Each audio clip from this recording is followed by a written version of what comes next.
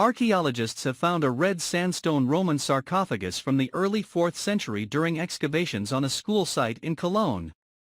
It has been cracked open. Probably grave robbers were at work there in the past, said the head of the Roman Germanic Museum, Marcus Trier. In the process, he said, the skeleton's bones had also been jumbled. Nevertheless, the robbers had not stolen all the grave goods.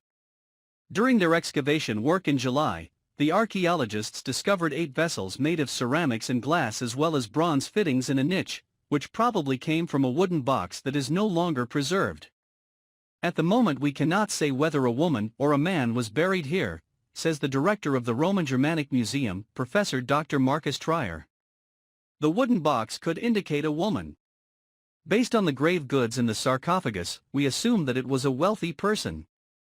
At the beginning of the 4th century, the place where the tomb was found was still outside the city.